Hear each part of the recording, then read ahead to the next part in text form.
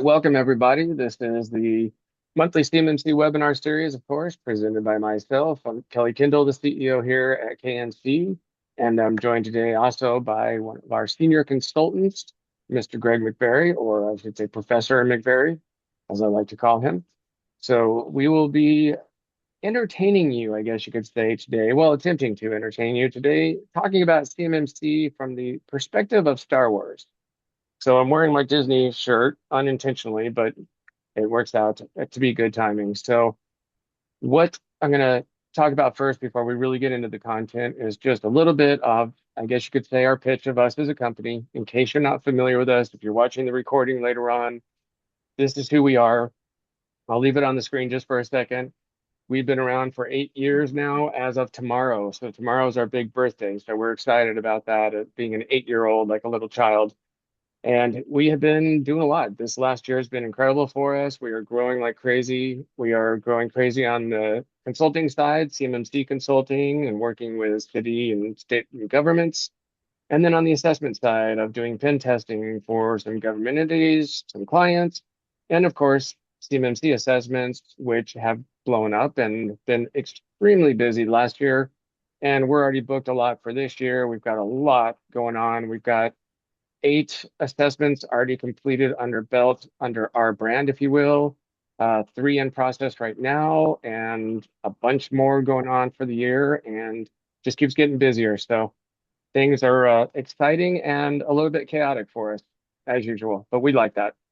So the concept today, the theme today is going to be what Star Wars tells us about CMMC. So first of all, I'm going to premise this. I am a ridiculous Star Wars geek fan, completely over the top, and I am willing to accept that. My wife and I have gone completely overboard and just having an absolute blast. We spent the last 4 years with Disney passes, going to Disneyland, primarily going to the Star Wars area, of course, doing a few rides, but obsessed with the Star Wars area, all the way into doing crazy things like actual Star Wars cosplay, building droids. I won't even show some of our pictures. Maybe sometime I'll do that, but we're building a full-size version, 3D printing a full-size version of the Japanese anime version of R2D2. It's called R Duo. And so we've been working on that for about 6 months. We've got tons of little droids that we bought from Disneyland. We've got cat backpacks we put them in, and it's a whole group called Droid Builders. So in other words, completely overboard on the Star Wars fanship. My wife and I, for the last 3 years or so, just had an absolute blast. So, anyways, I digress. Obviously, I want to make a mention about our CMMC West Summit. So, this is the last webinar I have a chance to mention this. We have 2 days left in the hotel reservation to be able to reserve rooms on our hotel rates. But the event itself is January 29th and 30th. On the 28th, we have a special training that's called the CMMC Certified Professional. So this is the first certification that assessors have to get. We highly, highly, highly recommend that a client that's going to go through an assessment have at least one person go through the training. They don't have to get the certification if they don't want. Why wouldn't you if you've gone through the training? But you might as well go through that training because you're going to create a person in-house that's going to be your CMMC champion, if you will. It's really, really good training. It's really helpful. We've got a great partner in Cyber DI that Professor Greg has created a lot of the materials for and works very closely with as well. They're going to be putting on training with a great instructor, Vince Scott, who was my instructor for my CCP. So I can vouch for him. He's awesome.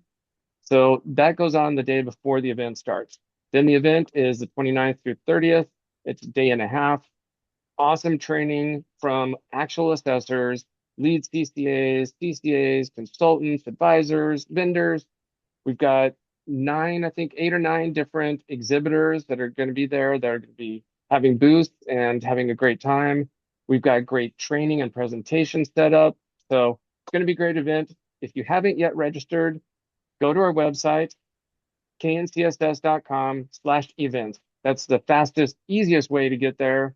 You'll be able to click on the event, click on registration. It's $350 right now to register for the event. We do that intentionally. We consider this to be one of the most affordable and needed events, especially on the West Coast. So we're hoping that that's low enough that you can look at that and go, yeah, definitely we need to attend, especially if you are pursuing your CMMC assessment this year. Very, very important that you get out here. If you're near or on the West Coast, you won't find a better event other than CS5 coming in April. So anyways, that's about the summit. We'll end off doing some Ask Assessor, just Q&A time basically at the end, but we got sick of saying Q&A, so we came up with Ask an Assessor because it sounds good. All right, so the theme for today, oops, I forgot I had this slide in here. Okay, well, I'll leave this up for one more second while I mention. So this event, we had an awesome time last year when we did our inaugural one. This is our second annual.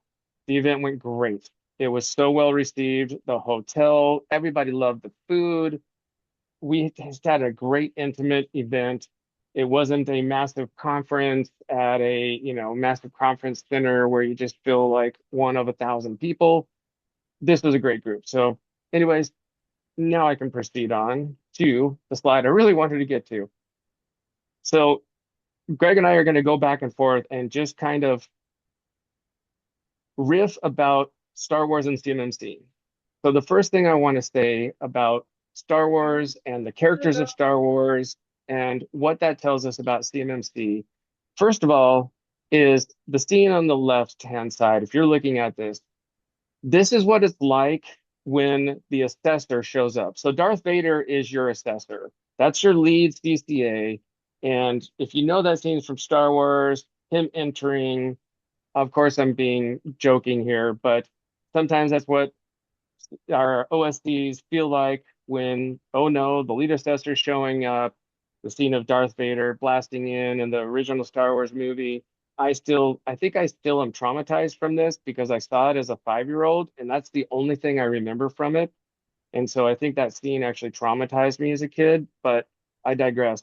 So Darth Vader is lead assessor. Stormtroopers are the other assessors.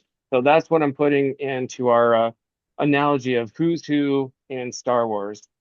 The other one I'm going to say before I jump over to Greg and see what he thinks of some of these characters is Luke and Yoda.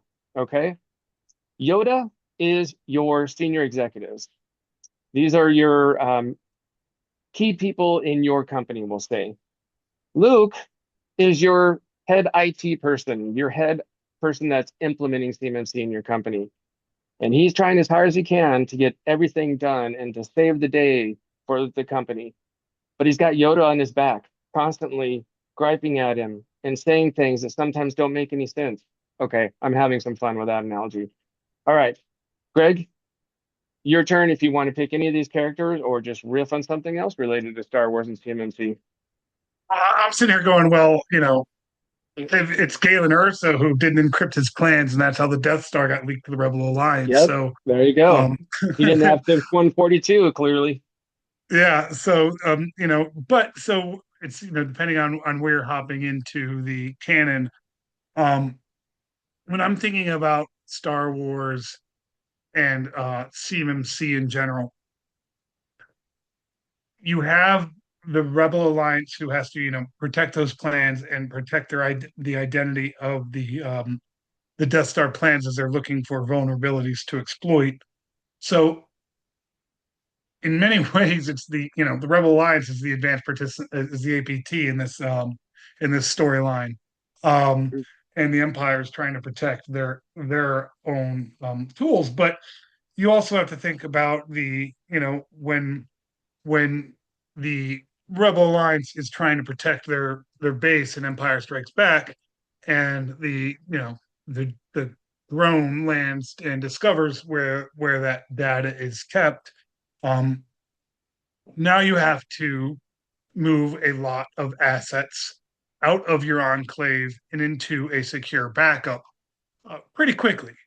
And so when you as a company need to think about the other ways that CMMC handles your security, yes, CMMC is just about protecting the confidentiality um, of the government's data, but it also provides you a good baseline of some other um, security assets. and how you were going to be able to transmit and store that data. And R2D2 is himself as a way to store, process, and transmit the messages that Princess Leia had to get to Luke so that he could find Obi-Wan Kenobi on Tatooine. And being able to encrypt that data um, without the asymmetric keys was hard for Luke. And until R2D2 was able to find General Kenobi, only did he have the asymmetric keys to really decrypt that data and see the entire full message from Princess Leia. So, in many ways, Star Wars from the get of transmitting those plans that Galen was able to exfiltrate and get off to Princess Leia on her ship, who then was, well, to his daughter first. I'm not going to get into Rebels, but get those plans off to the Rebel Alliance, who then had to secure that asset, transmit that data through an encrypted method through a droid named R2D2, and deliver that to its intended audience, General Kenobi. And so when you're thinking about how you are securing your data, it's kind of a good methodology because you never know if you might have your packets get interrupted by Jawas who then kidnap your droids, but you still need to protect that data so it eventually gets to its source. So that's probably about as far as I'm going to pull that kind of metaphor for now. I like I'll it. come That back was a with good more. one. That's a good one. R2D2 is the ultimate awesome character. We're droid fans, so obviously we love R2D2. My wife is absolutely loving R2 with R2D2.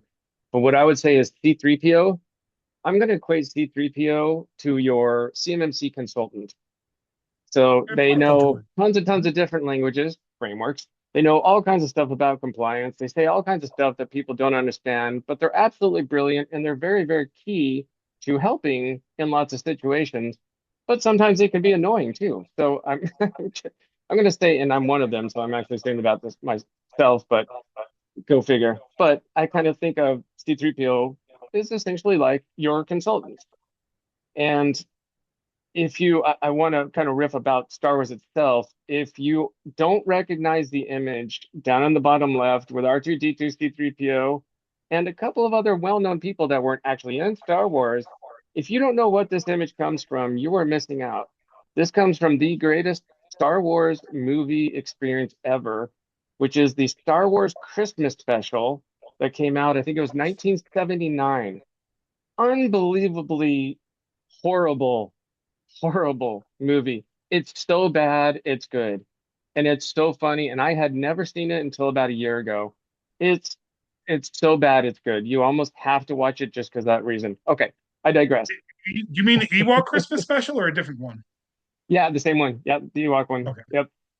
Where you got Chewie with his family, and it's like it was I can't think of the name of the type of a show that they tried to do it as, but a variety show. That's what they were trying to kind of model it off of, and it's just so bad. It's great. Okay, so who would be Han Solo? I think Han Solo is kind of like your best friend to Luke.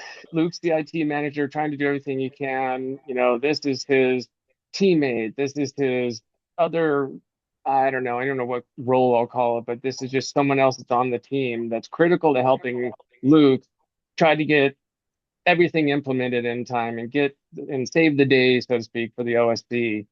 I think Chewie is the ultimate helper. I don't have a role, so if you can, Rick, if you can come up with something about who Chewie is or who Leia is, definitely go for it.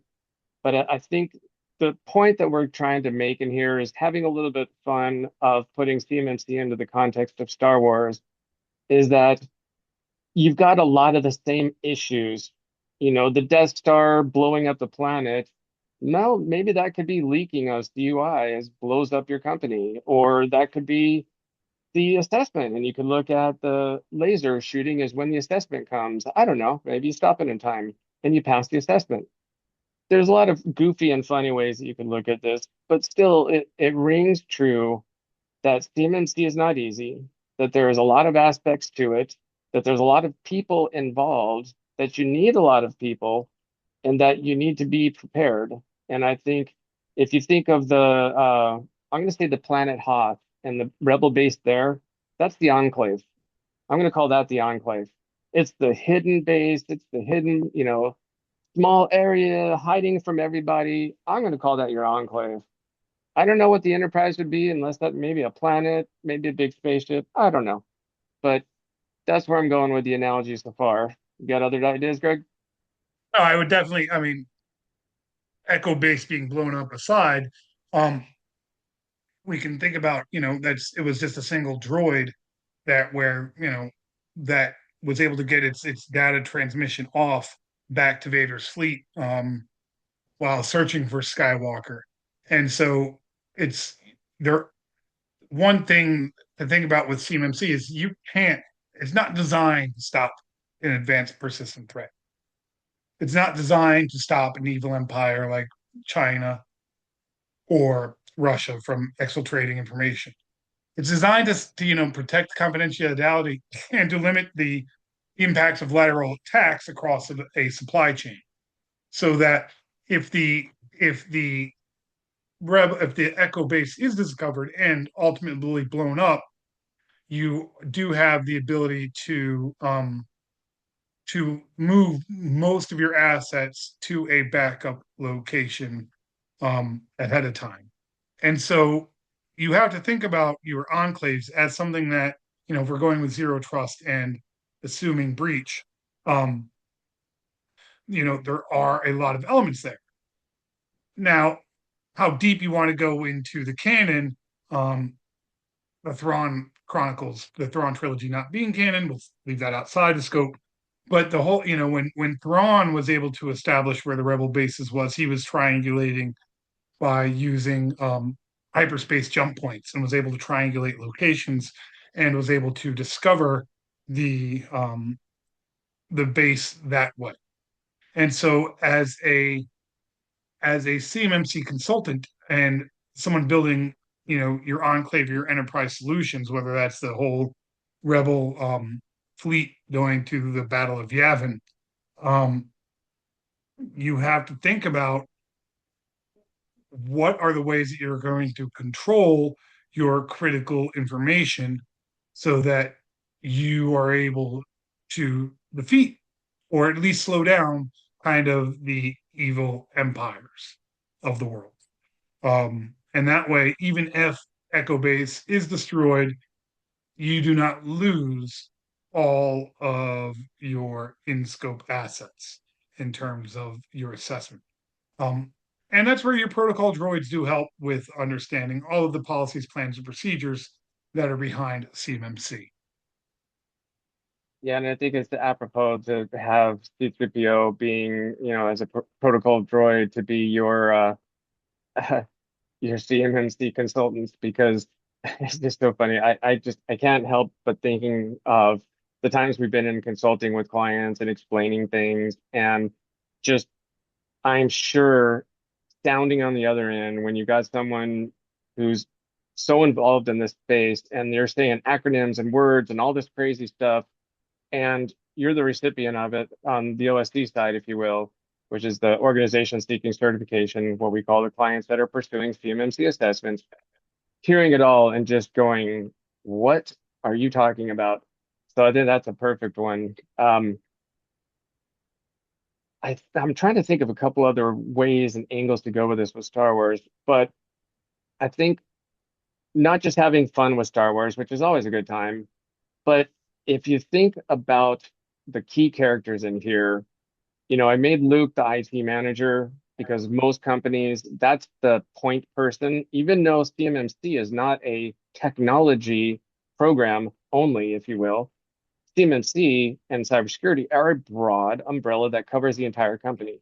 CMMC involves the entire company. It's not just an assessment of your IT manager and your IT infrastructure and have a nice day.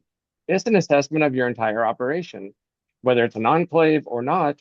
your company's involved. You're going to be involving people from your HR department coming in talking about how they screen people and do background checks or whatever they do. You're going to have people from different departments involved in the assessment at different points. So it's a company effort, not an IT effort.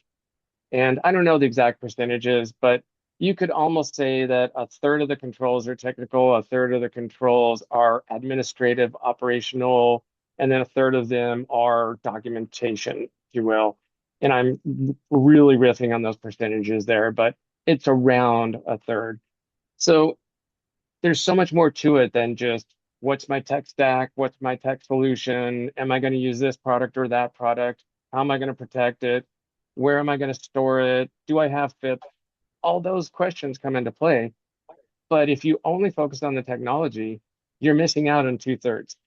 So you have to focus on the technology, of course, because we are assessing an information system, but we're assessing a system, not just a technical system. System in this context is everything about it, everything that's involved in protecting it, in how you are protecting CUI. So it's really important. And I just lost my train of thought because I went on six different trains of thoughts, but I'm going to pause there and let my train go off the rail, bring Greg's train right into the track and see what thoughts you have.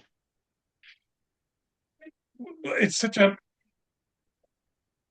it's a strange metaphor to make because it's through the exploitation of data environments that the Rebel Alliance is was able to actually win.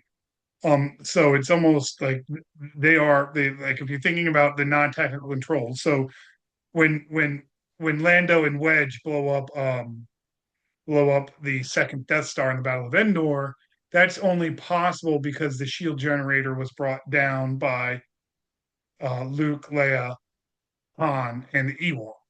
And so those non-technical controls and that physical environment controls are essential to protecting your data environment. And it wasn't until they were able to penetrate the physical controls that Wedge and Lando were able to sneak past the energy barrier and then blow up the second Death Star. Now, why the Empire didn't wasn't able to understand the vulnerability and didn't do a good hot wash after the first Death Star was destroyed, that's an issue. Um, if you are to have an incident response, like your base getting blown up, you're gonna want to think about an incident response plan where you limit future data exfiltration. And they didn't fix a critical vulnerability in the design of the Death Star and thought that they could be protected by one physical barrier. But that one physical barrier wasn't enough to protect the assets of the Empire. And so, as we're thinking about the balance between Rev 2 and Rev 3, and when you're going to lose that physical barrier protecting CUI at rest, there's probably good reasons that the Department of Defense is doing that. Now, I'm not trying to say that DoD is the empire in this metaphor. It's just that that's just the data exfiltration is what makes the whole victory um, at the Battle of Endor possible. I mean, it wasn't Lando and Admiral Akbar were watching most of the rebel fleet as an absolute enterprise solution um, get devastated while they're waiting for um, the information for the data to get for the shield to go down. And the Rebel Alliance, if you recall, didn't know that the Death Star was fully operational at the time, and they did not think it was possible um, for it to be used. How, however, at that time, um, it was operational, and so you have to be thinking about the impacts of where your data is going, how it's traveling, and how it can be exported. And when we think about our remote employees, they basically can fall into four kinds of buckets. You can have your employee that is just connecting to the cloud and Microsoft 365, and you're only using, a host firewall and TLS. You could have the VDI environment employee who's able to look at the and watch the Battle of Endor unfold, but can't download, save, or print any information from Admiral Akbar's display. But you might have other captains who can then VPN into Akbar's ship to basically manipulate on-prem resources. And so when you think about those four kinds of remote employees, you always have to be thinking about how you're going to be protecting and scoping your environments to what has to happen. And it really does come down to what is the overall mission for that employee to use. Because if you recall, outdated codes and outdated authentication is a risk. It's how the Han Solo thought that he was able to use older Imperial codes to get into land on Endor undetected. Yet his enemies were able to know and recognize that they were outdated codes. And then, of course, Darth Vader was able to force sense Luke, which then sealed the deal. That was like an And old password that still was good. It's an yeah, old code, but it works. Oops. yeah. Someone So forgot to it's change password. these are critical issues. So that's where I really think about it in terms of Star Wars is if you're thinking about the overall scope of your environment and whether you want to go with your enterprise or an enclave scope, you know, the more that you can restrict the information to a handful of assets, the easier it is to secure that data. However, it requires more procedural controls um, to have an enclave. Whereas if you had everybody read into your solutions, you don't need as many procedural controls because the whole Rebel Alliance um, is read into the documents and would know how to aid the rebels on Endor. So that's when we're thinking about the where we're going in terms of how you finish those tools, that's kind of the journey you have to take. And if you remember, Return of the Jedi starts off where Luke kind of thought he was done his CMMC assessment. But right before his consultant fades away and and tells him he's not ready, he still had that one final battle to take. And so, no matter how good your consultant is, if they're a CMMC Yoda, it's still up to you as the organization seeking certification to take on the final battle. You are the one who is attesting to your readiness. Good point. I hope we're not stretching this metaphor way too far. Oh no, I think we're having a great time with it. I was actually thinking as you're talking about that, I think I'm going to change my analogy that the Death Star is the government, and the laser coming out of it is the DIBCAC high assessment. Because if you don't pass that, it can blow your company up. And I'm now going to say that as the assessors, we're no longer Darth Vader. I think we're actually more like the Inquisitors. So that kind of completes that. So that puts the dark side. Unfortunately, that makes me part of the dark side, and I'm not a fan of that. But for the sake of the analogy, I It know fits that the we are data on the model better. opposite side. It fits. But I think we're just having a little bit of fun with this because obviously CMMC is very, very difficult. It's very challenging. It's very time consuming. It's very expensive. You don't come into this and think you're going to spend $1,000 and be able to pass an assessment. So there's so many aspects of CMMC that we could talk about, from assessment preparation, going through an assessment, enclave versus enterprise. There's a thousand things that we could talk about on CMMC, but at the end of the day, it's all about the same thing. Get your scoping right is such a critical thing in the beginning. Then my this is how I simplify CMMC. So first of all, say what you do. That's your documentation. You've got to say what you do. You've got to do what you say. That's actually doing it and tracking and logging and the operational side of it, and then prove it. And the prove it side is the assessment. So that is my way ridiculously oversimplified analogy of what CMMC really is. You've got to say what you do what you say, and prove it. And it really is that. So we're having a good time with Star Wars, and I could talk Star Wars forever. But what I want to do is not take more time away from us just having fun with Star Wars. If any questions come in, if anybody wants to put a question into the chat, anybody wants to come off mute and ask a question, we're always open to questions. If not, we'll continue coming up with silly Star Wars analogies and character analogies and just fun Star Wars stories.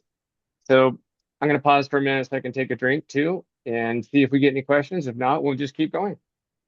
I think it's just Matt with us for right now. So Matt, feel free if you have any. Yep.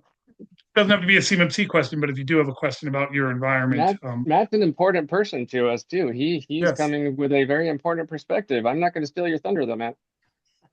I love the analogy. I'm not a huge Star Wars fan, but yeah, the analogies, you guys are diving into tunnels I didn't even know existed with Star Wars. So this is good stuff. So Matt is the head person at a company that just went through an assessment with us and passed. So one, big congratulations. We're not allowed as C3POs to put out big posts on LinkedIn celebrating, companies going through and successfully passing an assessment, which is frustrating, but we're not allowed to. So huge congratulations to Matt for getting through and Samtech making it through the assessment. Yes, it was a long road for us and a great experience. Glad it's over. The whole team is so, but it was a really good experience and just to prepare us for the next one. So in your Star Wars analogy is the scene where Leia is presenting the medals to Luke and Han, and everybody's celebrating. That's the moment you're at, and the Star Wars analogy is your certificate that I'll be sending you. That's your medal, and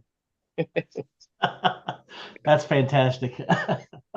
And Matt, I will say I was involved in your mock assessment, and I don't mention you folks by name, but the traceability matrix that you folks built to me was top notch, and was probably one of the better examples of a evidence locker and the approach that you took to documenting your evidence, because your SSP was very concise, but then you had this full-blown traceability matrix which linked evidence for assess, for test, observe, and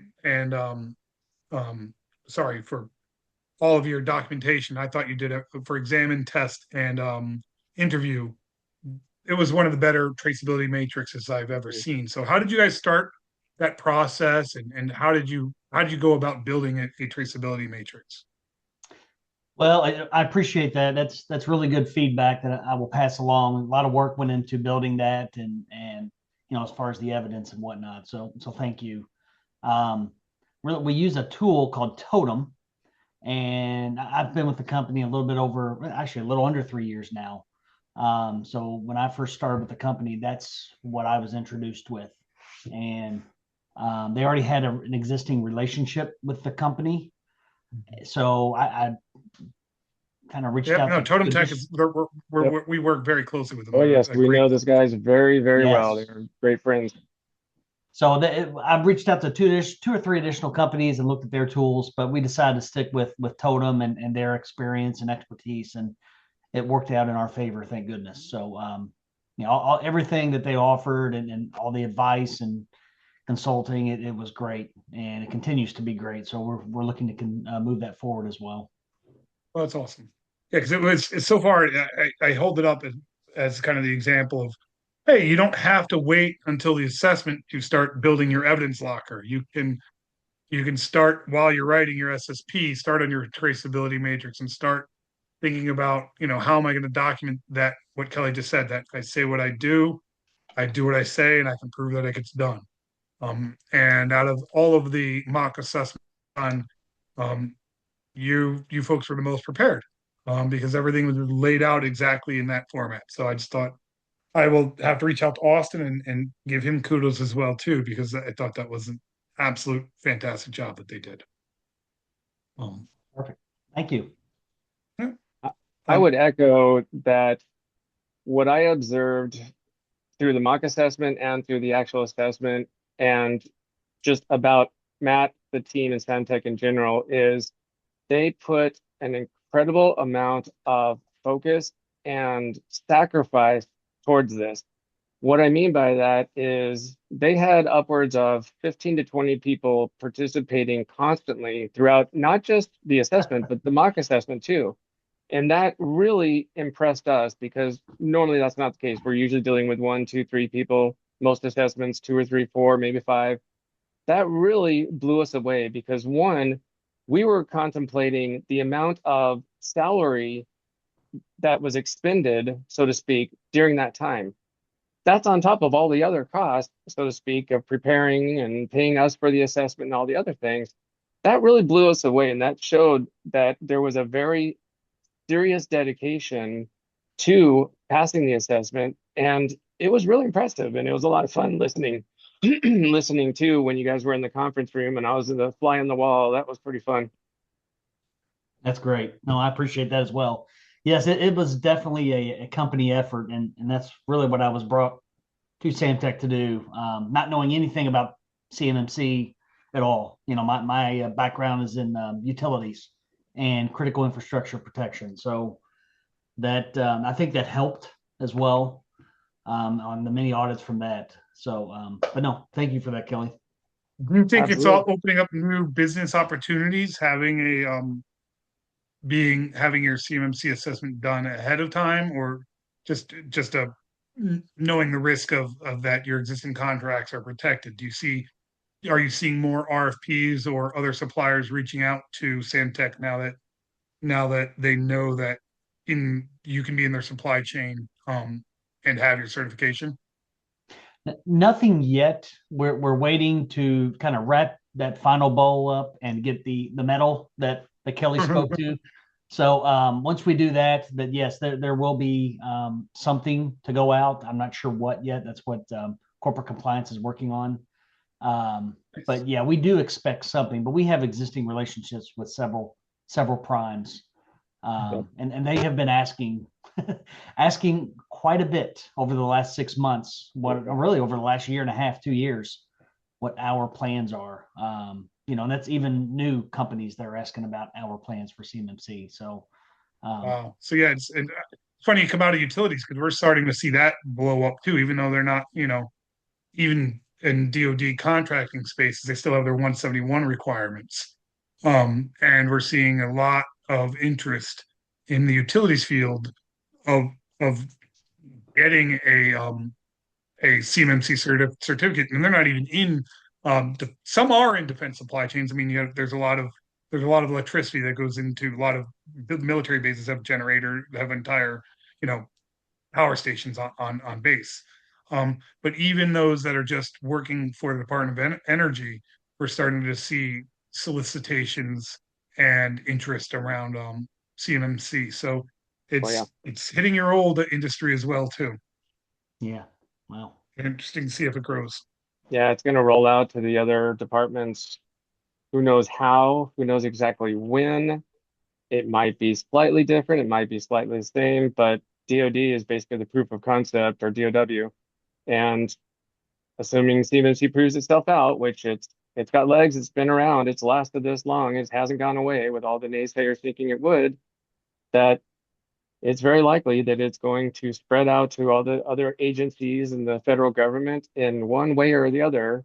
So anybody that's dealing with CUI, doesn't matter who you're working with, good that you're getting prepared. And those contractors that are on the DOW side are going to have a leg up.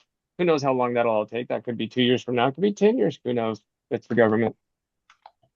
Yeah, So you have something you're going to say? I had a feeling I saw you come off mute.